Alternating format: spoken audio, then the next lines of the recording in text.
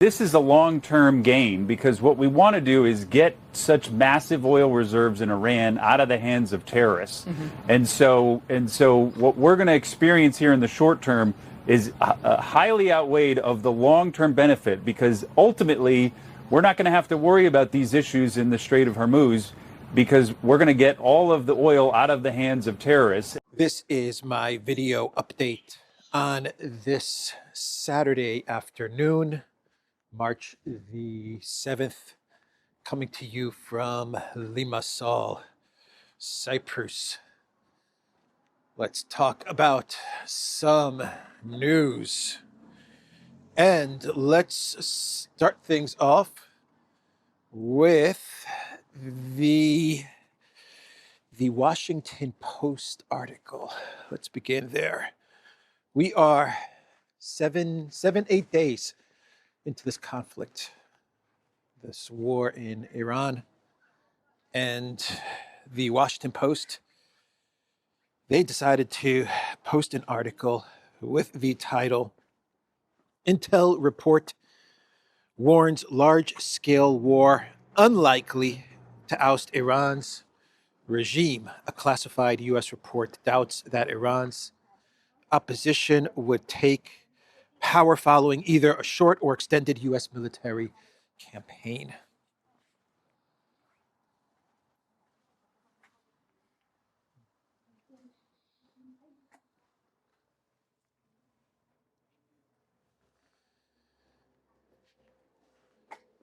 So I wonder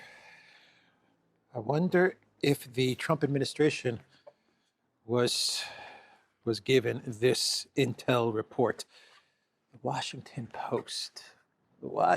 Post, which is very closely aligned with the CIA, right?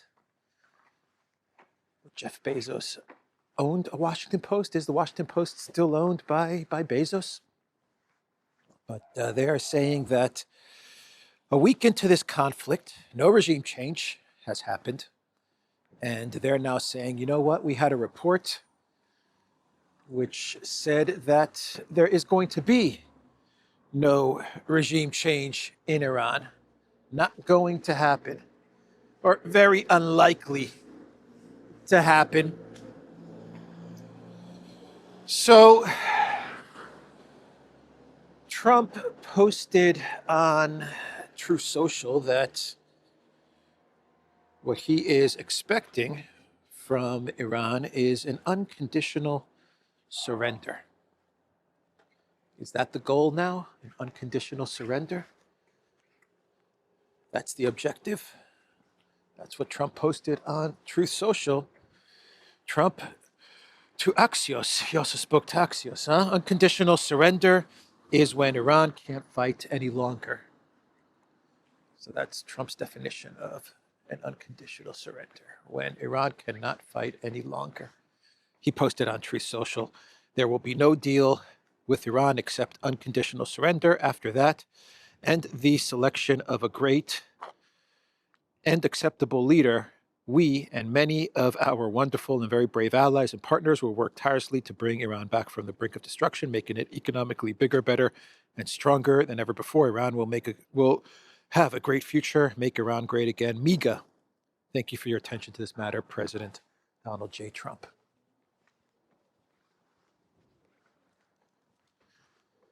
So the president of Iran, Pezeshkian, he said in a statement that there will be no surrender. Not going to happen. That's what Pezeshkian said. And then he also went on to say, allegedly, he said that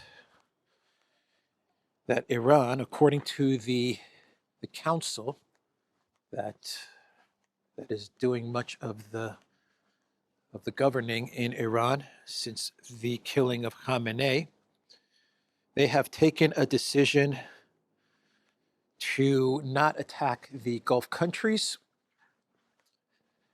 unless the Gulf countries attack them. So this is what Pezeshkian said, for which U.S. President Trump replied to this statement from Pezeshkian by claiming that Iran has surrendered to the Gulf countries. That is where we are, everybody. That's where we are in all of this. Instead of Trump using this statement from Pezeshkian, Iran's Interim Leadership Council has approved that neighboring countries will no longer be attacked unless an attack on Iran originates from them, President Pezeshkian has said. Okay, instead of using that statement to de-escalate, which is something the Trump White House could have easily done, they could have taken this statement from Pezeshkian and said, okay, this is an opportunity to de-escalate and maybe even get to some sort of an off-ramp with this war, which is turning out to be a complete mess. We're 8 days into this, and we have not gotten a regime change. And according to this Washington Post intel report, it doesn't look like we're going to get a regime change. So they could have used this statement from Pezeshkian to de-escalate things. Instead, they do the exact opposite. The Trump administration, U.S. President Trump, goes on to Truth Social pretty quickly after this statement was issued from Pezeshkian, after we got the reports that Pezeshkian said this. We get Trump going on to Truth Social and saying that this is a total surrender. A total surrender by Iran to the Middle East neighbors. Let me read you what Trump said. Iran, which is being beat to hell, has apologized and surrendered to its Middle East neighbors and promised that it will not shoot at them anymore. The promise was only made because of the relentless U.S. and Israeli attack. They were looking to take over and rule the Middle East. It is the first time that Iran has ever lost in thousands of years to surrounding Middle Eastern countries. They have said, "Thank you, President Trump." I have said, "You're welcome." Iran is no longer the bully of the Middle East. They are instead the loser of the Middle East and will be for many decades until they surrender, or more likely completely collapse. Today, Iran will be hit very hard under serious consideration for complete destruction and certain death because of Iran's bad behavior.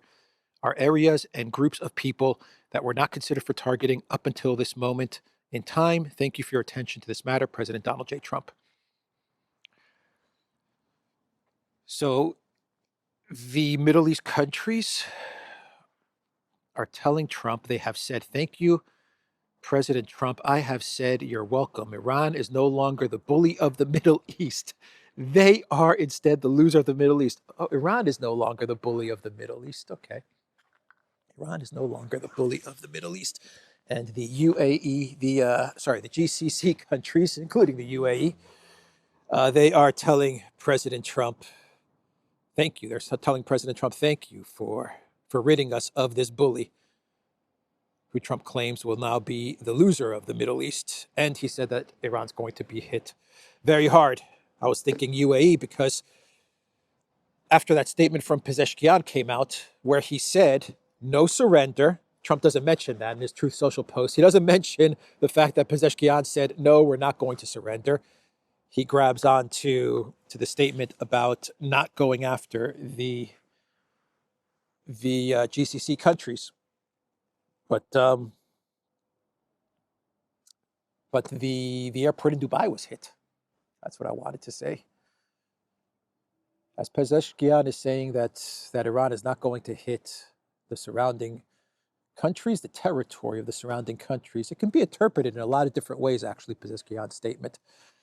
But the airport in Dubai was hit by a drone. Now, of course, you could say that because Iran has this mosaic command structure, this decentralized structure right now, that perhaps the council, if this is true, if the council really did come up with this decision to not go after the countries in the region, that by the time all of this filtered down to this decentralized command structure, the drone was already on its way. So you could say that as well.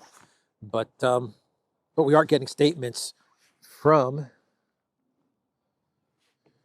Iranian military officials, military sources, which are saying that what Pezeshkian said is a policy that Iran has had from day one of this conflict. They are not at war with the countries in the region, but the countries in the region, because they have U.S. bases and they have U.S. military, they are legitimate targets. This is what Iran armed forces are saying after Pezeshkian's statement. So Lindsey Graham is cheering on Trump's unconditional surrender comment. He is saying President Trump's decision to insist on unconditional surrender of the largest state sponsor of terrorism, the Iranian regime, which has been pursuing nuclear weapons, funding terrorist proxies, building thousands of ballistic missiles with the hope of one day reaching America, and has so much American blood on its hands, is the right and only approach to end the Iranian nightmare. And Lindsey Graham goes on in his post. It's quite a lengthy post on X. I won't read you the rest of it. I think everyone knows where Lindsey Graham is going. More war. We need more war and more escalation. The foreign policy president of the United States, Mr. Lindsey Graham, and the Wall Street Journal is reporting that it was Lindsey Graham and his lobbying efforts of U.S. President Trump to go to war that got us into this mess, that got the world into this mess, the United States into this developing quagmire. That's how this thing is developing. And it was Lindsey Graham who spent a lot of time with Trump, spoke to Trump about the dangers of Iran, about the benefits of going to war with Iran. He made many trips to Israel and worked with Netanyahu, and Netanyahu provided him with all kinds of intel and reports, which Trump brought back to the United States in order to further his position to U.S. President Trump that Trump should go to war with Iran. And then Lindsey Graham also worked on the media side of things, the messaging and the media side, on making the case for this war with General General Jack Keane, I think it's Keane, who appears on Fox. He's like a Fox commentator. He's their military specialist who gets everything wrong. He gets everything wrong. He's like a Ben Hodges 2.0, right? And anyway, he was working with Graham to get to the messaging on war with Iran down, and they also worked with Mark Thiessen to reinforce the message. Graham worked with retired General Jack Keane and commentator Mark Thiessen to reinforce the message. The group regularly spoke with Trump, while Keane and Thiessen wrote opinion pieces and appeared on television to push for action. Graham also appealed to Trump's instincts and grievances, arguing Iran was currently weak, and reminded him of alleged Iranian plots against him during the 2024 campaign. Very interesting. So Graham also worked the assassination angle with Trump. But Trump ultimately makes a decision. Maybe he makes a decision. Who knows? Maybe he doesn't make any decisions. Most likely he doesn't make any decisions, but at least you have to make it appear as if he is making the decision. So that's what the Wall Street Journal is reporting about the people involved in influencing Trump so that he could greenlight a war with Iran.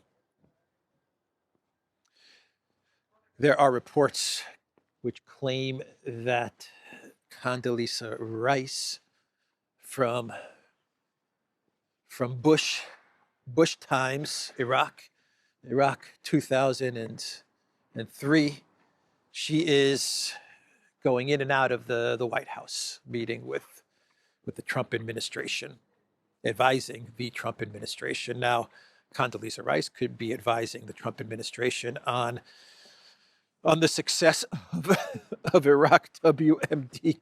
God help us. God help us. You go to Condoleezza Rice, out of all the people to seek advice from, you go to Condoleezza Rice. She could also be meeting with the Trump White House on behalf of Chevron and big oil, big energy, of which she is a representative or lobbyist or an advisor to. I'm not quite sure what her position is with the big energy and oil companies, but she definitely has very close connections to them. So Trump had one of the energy officials in his White House speak to Fox News. And this guy just came out and said that the war with Iran is all about taking their oil. That is the end goal. The end goal is not only unconditional surrender, the end goal is also to take all the oil. That's what he said. We're going to take all the oil. Secure the Strait of Hormuz, and then all the oil is ours. It's all ours. I wonder if the revenues from the oil, if the Trump White House manages to take the oil, are those revenues also going to go to these offshore accounts that you've set up for Venezuela, allegedly? Is that how this is all going to work? So look, the Iranian Revolutionary Guard, they said, you want to secure the Straits of Hormuz. You want to try and capture and control the Straits of Hormuz to take the oil. Come on and get it. We are ready. We are waiting for you. That is what the IRGC said in a comment. Iran strongly welcomes the escort of oil tankers and that U.S. forces will be there for the crossing of the Strait of Hormuz. And we are, by the way, awaiting their presence. 2 miles is my understanding of the choke point, the Strait of Hormuz. 2 miles, that's it. And very mountainous area as well. Very easy to hide weapons and to attack tankers or warships that tried to cross this 2 mile choke point.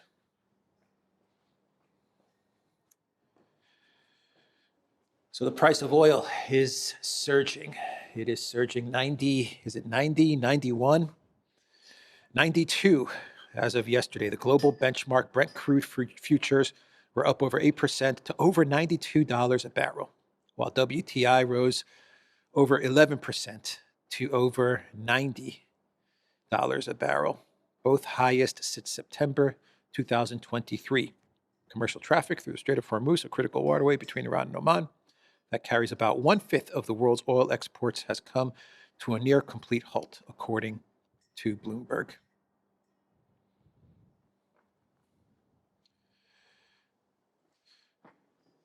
The USS Bush, so I was talking about Bush, but I think the USS Bush is named after Herbert, the H.W. Poppy Bush, not the dunce son, George W. Now, Poppy Bush, his carrier group, is now heading towards the region. The USS George H.W. Bush deploying to the Eastern Mediterranean. This will be the third carrier strike group in the region. 3 carrier strike groups in the region. What was supposed to be a 3 to 4 day regime change operation, assassinate Khamenei.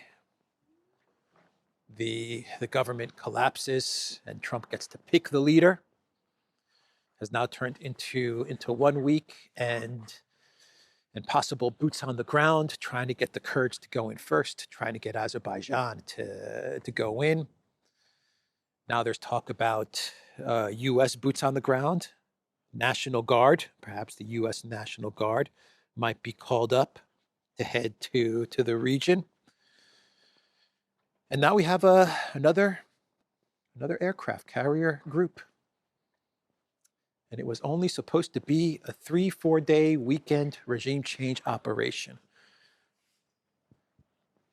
That was the plan, and as the Washington Post is reporting, the intel was telling us there was going to be no regime change. You should have known, Trump, there was going to be no regime change. That's what the intel report was telling us. Are they going to throw Trump under the bus, the intel agencies? Is that what they're preparing for? So Pete Hegseth, he gave an interview to 60 Minutes, and he was asked about Russia and Russian intel, which is being used by Iran. Allegedly, Russian intel is being used by Iran to strike at U.S. Military targets. And Pete Hegseth, he kind of brushed off the whole Russian intel thing. He said, we understand where all intel is coming from. We know where all intel is coming from. We have the best intel in the entire world, so we see and hear everything. But that's not our concern. He said the only ones that need to be worried, he said that's not our worry. He said the only ones that need to be worried right now are Iranians that think they're going to live. What a maniac. He's such a maniac, Hegseth. All he's thinking about is death, destruction. That's it. Death and destruction everywhere. That's Hegseth. We're gonna destroy everything. We're gonna bomb everything. We're gonna kill everything. Bomb, kill, death, destruction. That's all he cares about. Pete Hegseth. Where's the keg? Where's the keg? Get me a beer. Bomb it. Death, destruction. More death, more destruction. Kill. What a maniac. So the Russia thing, let's talk about the whole Russia narrative that is now starting to come up. Russia and China, actually, because of the reports from the media where they are saying that China is now going to provide all kinds of assistance to Iran. And this is a cause for concern. Where is it here? U.S. has intelligence that China may be preparing to provide Iran with financial assistance, spare parts, and missile components. This is according to CNN. And then we have the Washington Post. That Washington Post saying Russia is providing Iran intelligence to target U.S. forces. Officials say the targeting information has included the locations of American warships and aircrafts in the Middle East, the officials said. And so the neocons, the globalists, all the politicians in the collective West, especially the pro-Ukraine crowd, they are now saying that Russia is targeting U.S. troops, U.S. assets. Putin cannot be trusted. You cannot be speaking with Putin. You cannot be negotiating with Putin, as if the United States was really negotiating with Putin. Okay, but you see what Putin is doing. He is providing intel to. Is that a golf ball? Yes, it is.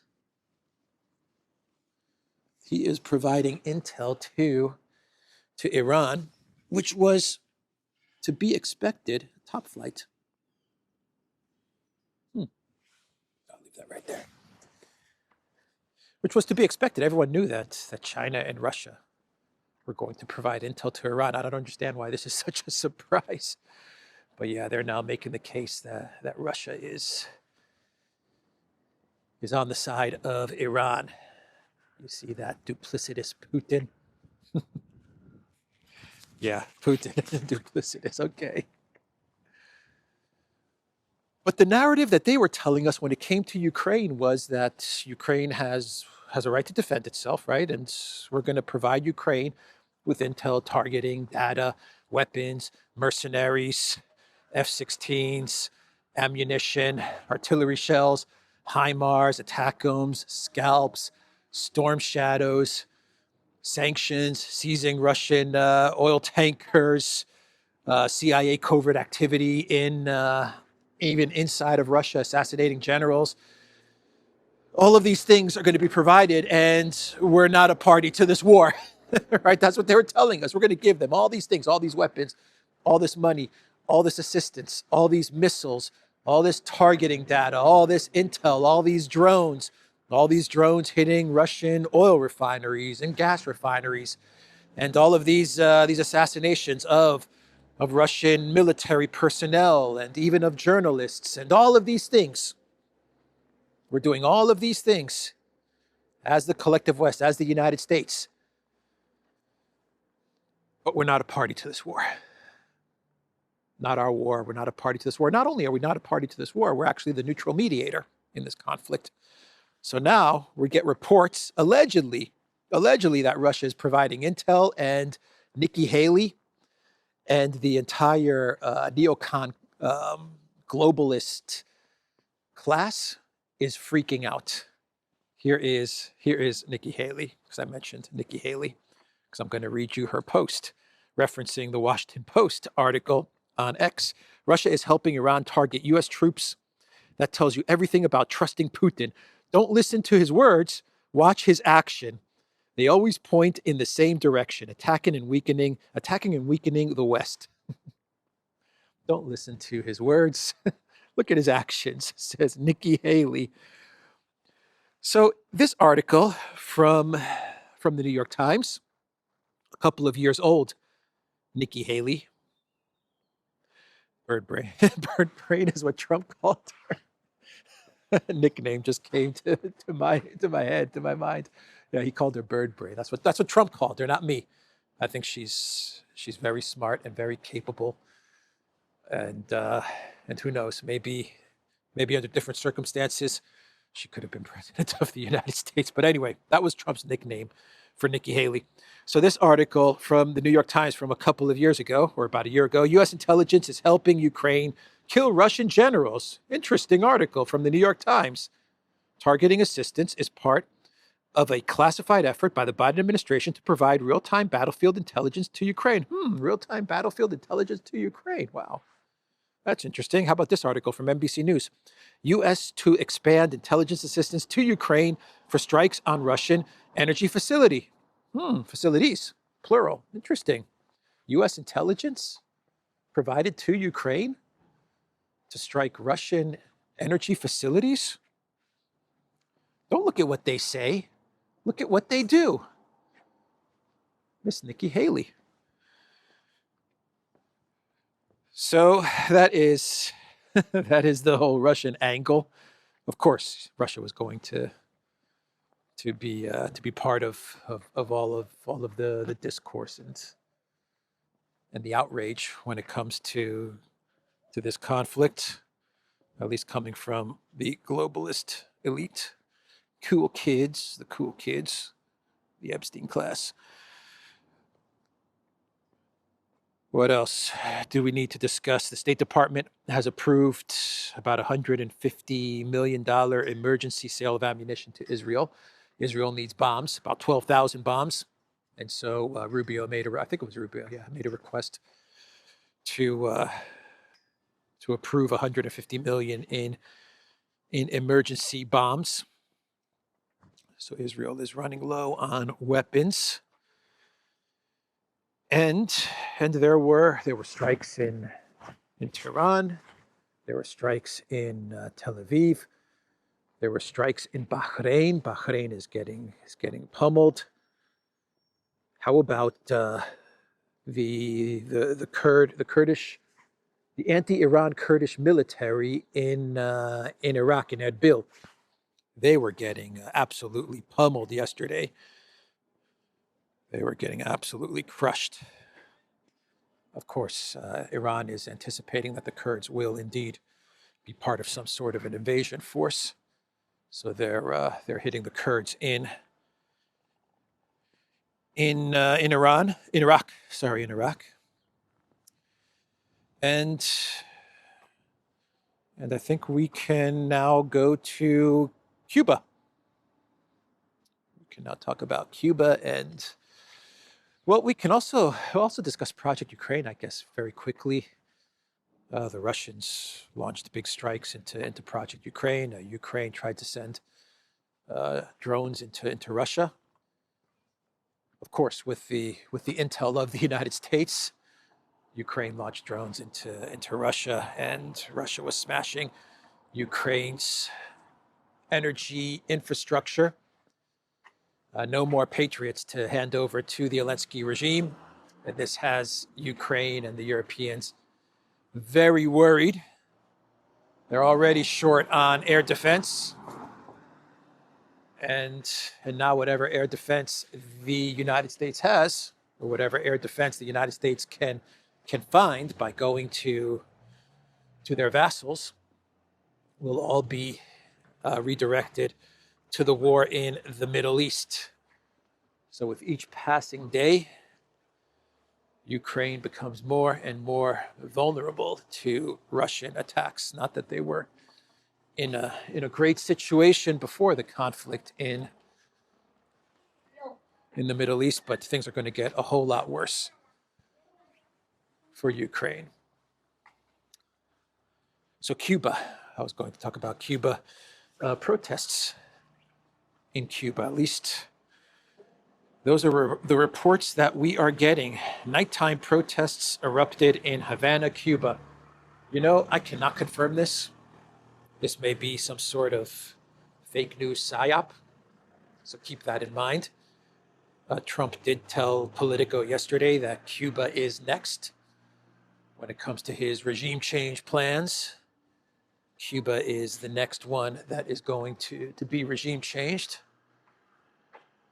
And so we get this story, these reports that there are, let's go straight, that there are some kind of nighttime protests happening in Havana. If there's anyone in Cuba watching this video, or someone that knows people in Cuba, maybe you can comment down below and let the community know if there are indeed protests breaking out in Havana, because I cannot confirm this at all. So let's do a clown world and we can wrap up this video. David Lammy, who is the deputy prime minister or the vice prime minister, Alexander said it's a pretty useless position that David Lammy has. He used to be the foreign secretary, did a real bang-up job there, and so Keir Starmer put him in the position of deputy or vice prime minister. Anyway, he was giving an interview to, I think, Sky News, and he was asked about Cyprus and the British overseas territory and bases in Cyprus and Iran targeting those bases. And Lammy's response was that Cyprus is a member of NATO. That was Lammy's response. Got to protect that Cyprus, which is a NATO member. That's news to me. It's news to the world, actually. And he was foreign secretary, and he actually believes that Cyprus is a member of NATO. No, it's not. We are not a member of NATO, you know? To that point, there are politicians in Cyprus who do want to join NATO. There is a political class very connected to the globalist West that absolutely wants Cyprus to join NATO. Crazy, huh? Absolutely crazy. But Lammy believes that Cyprus is already in NATO, and who knows, maybe Article 5 next time Hezbollah fires a drone into the airbase, British overseas territory airbase. A lot of cats today. What is going on? We have a lot of cats in Cyprus, but today they're all over the place. Interesting. Maybe something's happening. Something's going to go down. So Lammy was also asked about the attack at the Minab school, which murdered 170 girls, and the information, which is now showing that the United States was behind this strike, the U.S. military, at least that's what the New York Times investigation is showing. That is also what a recent CNN investigation showed, that this was most likely launched by the U.S. military. Lammy was asked about this, his comments, what the Starmer government has to say about this war crime, and Lammy refused to blame the U.S. He would not blame the United States. He would not comment about this strike being some sort of missile launched by the U.S. military. He didn't want to talk about it. That's Lammy for you. Deputy Prime Minister Lammy. He's Deputy Prime Minister. So that's Lammy, everyone. He was a clown as Foreign Secretary. He remains a clown as Deputy Prime Minister. Meanwhile, you have Mike Johnson, Speaker of the House. To this day, eight days, 1 week into this war, and he's still running around saying this is not a war. He's saying we're not at war. We have no intention at being at war. The President and the Department of Defense have made it very clear this is a limited operation. So Johnson is still under the belief that this is not a war. It's not a war. Don't need to talk to Congress, don't need to talk to the House, because we're not at war. It's a limited operation, according to Johnson. And finally, the BBC has an article with the title, Carney says he supports Iran, strikes with regret. That's a quote. With regret. He supports the Iran strikes with regret. The definition of a vassal. I support the strikes, but with regret. Because I'm not man enough to say that this is a war that should not be going on. Can't say it. If I say it, Daddy Trump is going to punish me. So I'm going to go along with the strikes, but I'm going to support them, but with regret. That's the video, everybody. theduran.locals.com. We're on X, we're on Rumble, we're on Telegram. Go to the Duran shop, pick up some merch. Maybe pick up a Carlsberg. Anyway, pick up some merch. There's a link in the description box down below. You can also find us on Substack. I will see everyone tomorrow. Take care.